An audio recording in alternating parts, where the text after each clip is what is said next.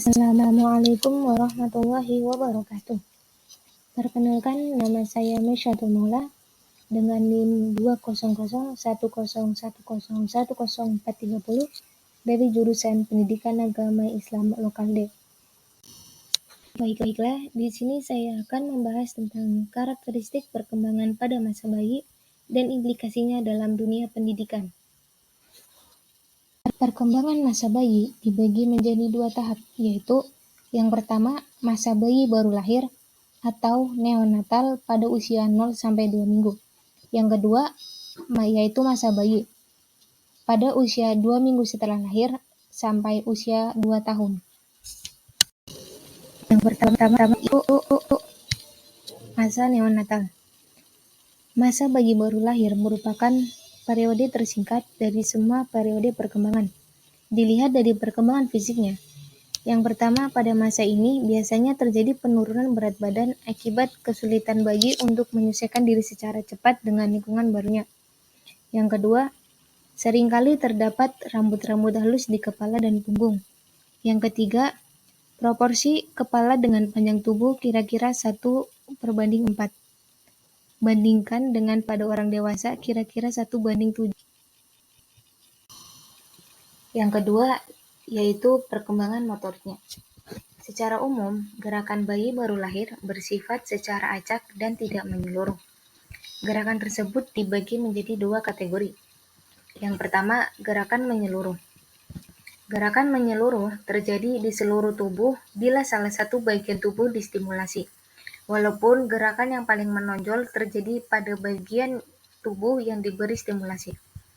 Kegiatan terbesar biasanya pada pagi hari setelah bangun tidur, dan kegiatan tersebut akan sedikit menurun pada siang hari karena kelelahan, rasa lapar, sakit, dan perasaan tidak enak badan akan menimbulkan banyak gerakan. Yang kedua yaitu gerakan khusus. Gerakan khusus meliputi bagian-bagian tubuh tertentu. Gerakan ini termasuk gerakan refleks yang merupakan tanggapan terhadap rangsangan indera khusus dan tidak berubah dengan pengulangan rangsangan yang sama.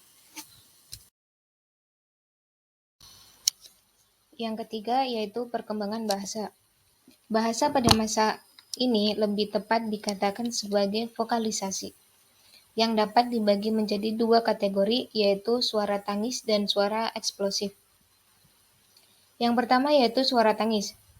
Selama masa neonatal dan bulan-bulan pertama masa bayi, tangis merupakan bentuk suara yang menonjol. Menangis pada waktu lahir merupakan gerak refleks yang terjadi ketika udara masuk ke dalam tali suara yang menyebabkan tali suara bergetar, yang berguna memompa paru-paru sehingga memungkinkan pernapasan dan memberikan oksigen yang cukup untuk darah. Menangis dapat terjadi setiap saat, tetapi yang paling sering dan paling kuat terjadi adalah dari pukul 6 sore sampai tengah malam. Yang kedua yaitu suara eksplosif. Kadang-kadang bayi baru lahir mengeluarkan suara eksplosif seperti napas yang berat.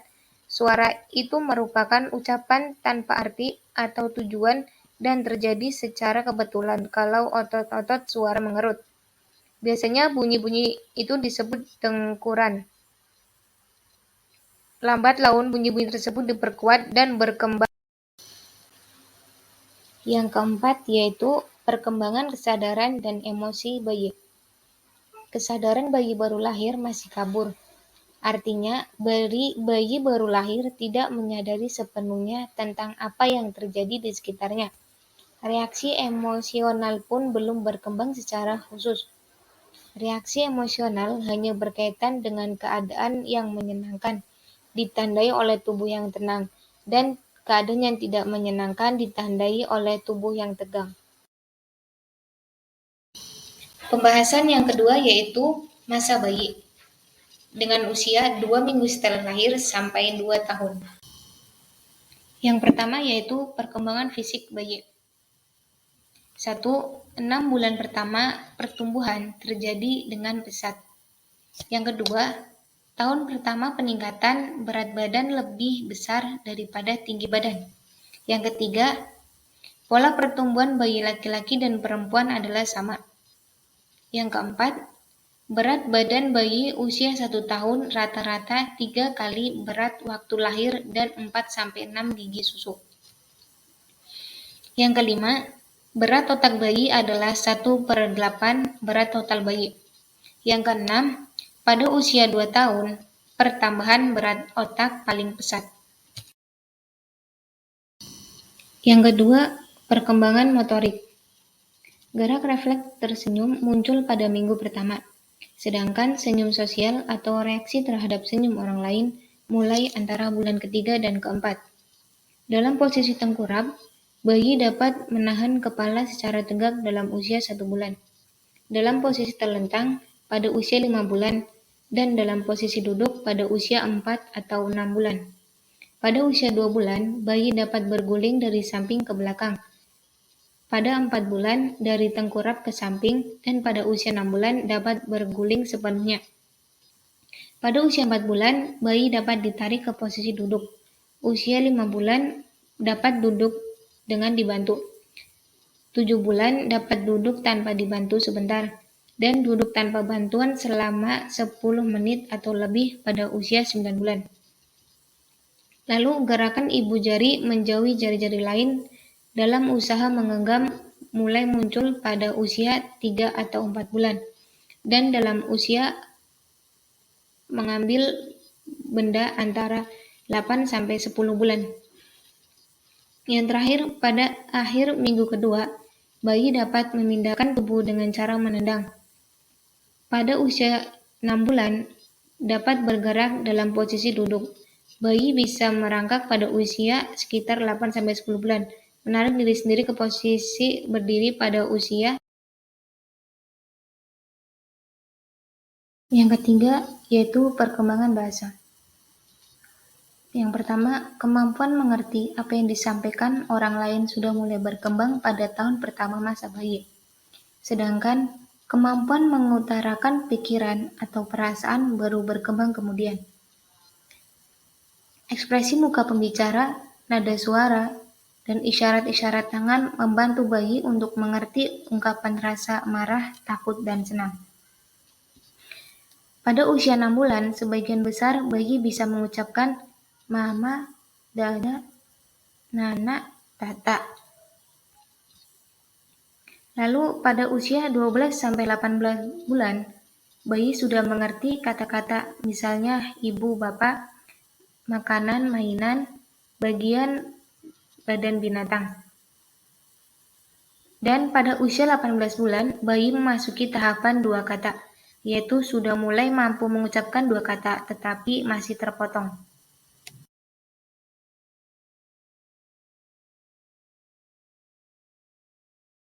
Yaitu perkembangan. Yang pertama, attachment, kelekatan hubungan kasih sayang yang dibentuk seseorang dengan orang lain, merupakan bentuk sosialisasi dini atau early socialization.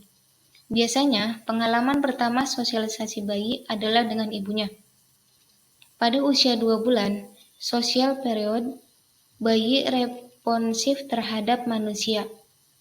Usia 7 bulan, terjadi generalisasi pada semua orang atau indiscriminate attachment. Pada usia 7-12 bulan, terbentuk specific attachment, di mana bayi mulai takut terhadap orang asing dan attachment terarah kepada ibu atau orang yang paling dekat hubungannya. Yang kedua, sekitar usia 6 bulan, mulai muncul senyum sosial, yaitu senyum yang ditujukan pada seseorang, termasuk kepada bayi lain, bukan senyum refleks yang reaksi tubuh terhadap rangsang. Yang ketiga, pada usia 9-13 bulan, bayi mencoba menyentuh pakaian, wajah, rambut bayi lain, dan meniru perilaku dan suara mereka. Yang keempat, pada usia 16-18 bulan, bayi mulai menunjukkan negativisme, berupa keras kepala, tidak mau mengikuti perintah orang dewasa.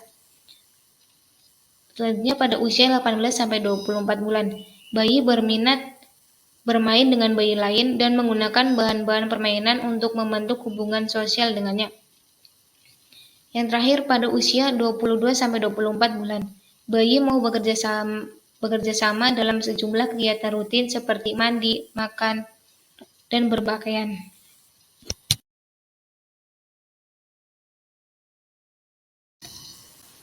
Kemudian yang kelima, perkembangan emosi.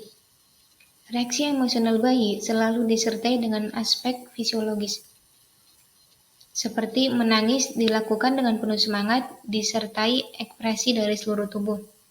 Tertawa atau tersenyum merupakan indikator dari rasa senang. Pada masa bayi, mulai muncul rasa takut terhadap sesuatu yang asing atau tidak menyenangkan.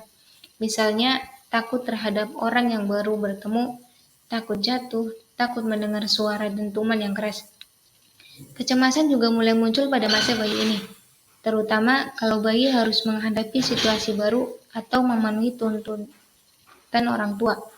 Misalnya, cemas karena penyapian dan toilet training. Pada usia 1-2 tahun, anak mulai menunjukkan kemarahan dan agresi.